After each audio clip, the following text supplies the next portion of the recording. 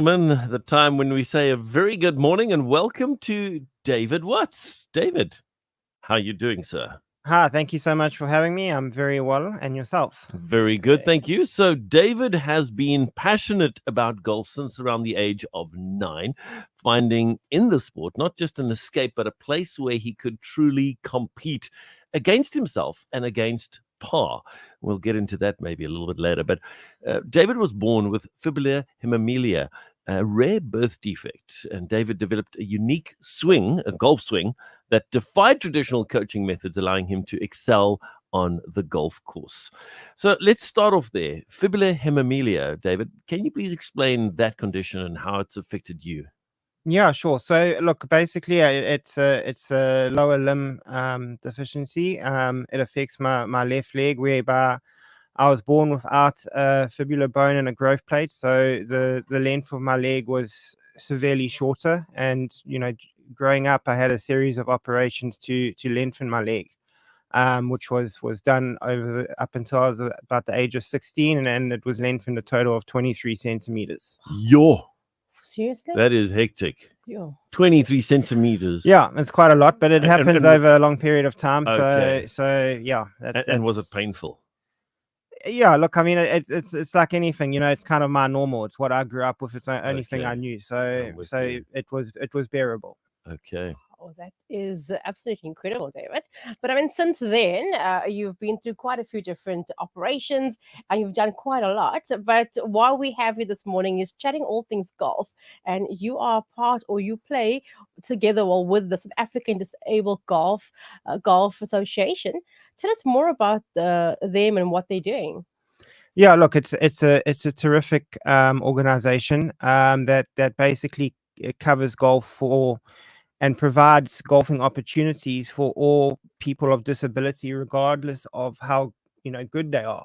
So it's from severely disabled children in disabled schools around the country, whereby they're part of what we call the First Swing program, and they have we put modified golfing environments into these schools, because these are typically people that are too disabled to really go and play golf on a golf course. And it's a great initiative. And then we go up to where we have the All Abilities Golf Tour, which is a platform and one of the first in the world where there is an actual tour for disabled golfers to play on regularly. Brilliant. So this was its inception this year, and we've had there's 10 events on the schedule, 2 left, which are both later this in November, both in Cape Town.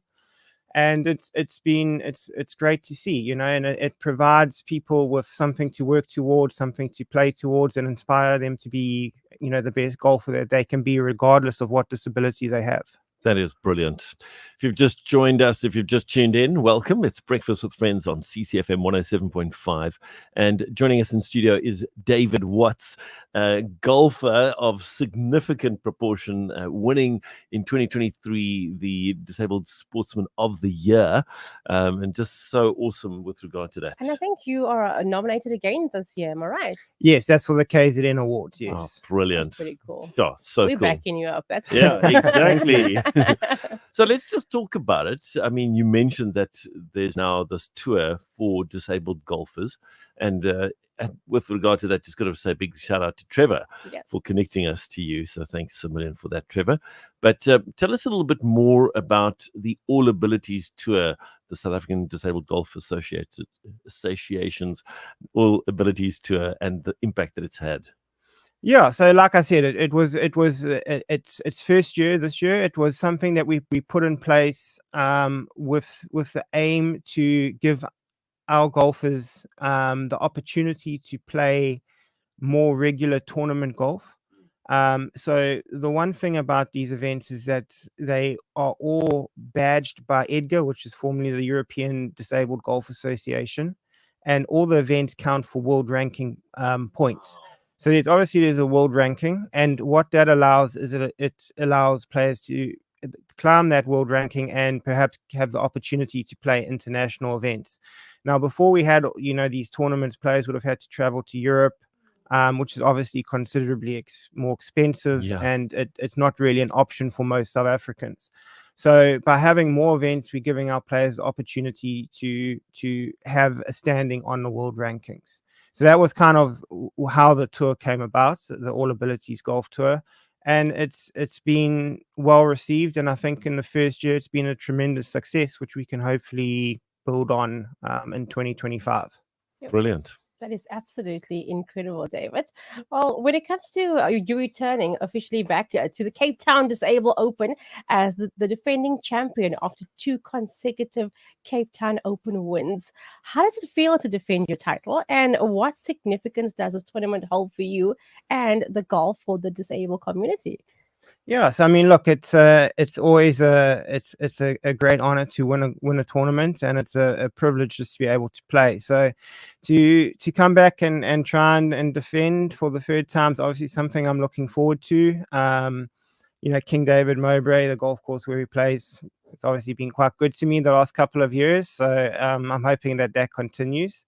And yeah, it's great. One of the great things about the AAGT is that it moves around the country. So we try and expose, disability golf to the entire country. I mean, look, we do have a lot of events in Johannesburg, we have in Durban, and now, to kind of come to Cape Town, this is one of the biggest events we have, and we're very grateful to the city of Cape Town, who are big supporters of the Cape Town Open. Brilliant. That is That's fantastic. amazing, yeah. That really is.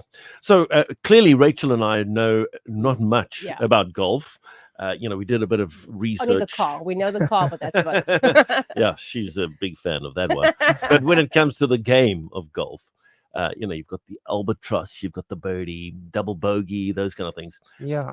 But for you, as somebody who, as you said earlier, you grew up with this challenge, but it was part of your normal. What are some of the things that you've had to overcome that every golfer probably has to overcome or might have to overcome? Yeah, so look, I mean, it's like you say, every golfer, and I think that's one of the, golf is a sport that lends itself extremely well to people that do have disabilities. And it's I think for a lot of disabled people, when they play golf, it's kind of, they almost have that sense that they're not disabled, that they're able to compete, they're able to play. And every golf is an extremely challenging sport, and you always have something that you're working on, something you're trying to overcome, something you're trying hard not to think of, and everyone manages it kind of differently. So I mean, like you say, I mean, when someone has a disability, they do have to kind of maybe find a slightly or a unique way to swing the golf club. But it's amazing, how that happens. I mean, even if you take a look at the top players on the PGA Tour, there's some extremely different swings out there. So like I've said before, there's many ways to skin the cat when you play golf, and there's not really any wrong way to do it. And that's why it's an incredibly good sport for someone that has a physical problem. Yeah. Wow. Brilliant. That's incredible. So you're saying that there actually is hope for Jonathan and myself. There's hope for everyone. So as we kind of wrap up the conversation this morning, David, can you maybe just speak to us a little bit more about SADGA, South African Disabled Golf? Is it open for people to join, and especially little ones as well? Yeah, absolutely. I mean, look, there's certain protocols that have to be followed, and and things regarding the disability and the class of your disability. But yeah, absolutely, anyone that thinks that they may be in that bracket, they're more than welcome to reach out, and then we can guide them on the procedures that need to be followed. Fantastic. Well, I'm definitely going to make sure that somebody that we know, Mary, she's a mom to 3 special needs children. That's the right term. Sorry, I just for a moment they blanked. And she actually is connected with one particular golf course where the special needs kids, and she gets a whole bunch of them. Wow. And they have some experience with regard to golf and stuff. So it's really, like you said, that would be fantastic. Brilliant. Absolutely amazing. David, thank you so much for joining us in studio. We wish you all the best. But before we let you go, I'd love just to ask you to encourage those who are struggling with some kind of physical challenge or problem that they feel is maybe bigger than them. You've got personal experience of overcoming those physical challenges. Just encourage us this morning, if you don't mind.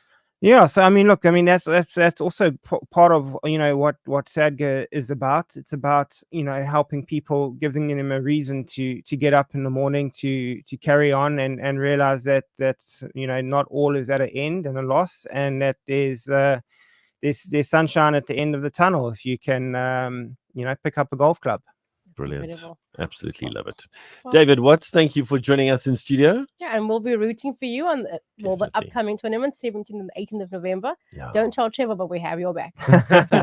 Yeah, thank you so much for having us and giving us the opportunity to spread the word on the South African Disabled Golf Association. It's a huge Beautiful. pleasure. Thank you. Thanks again.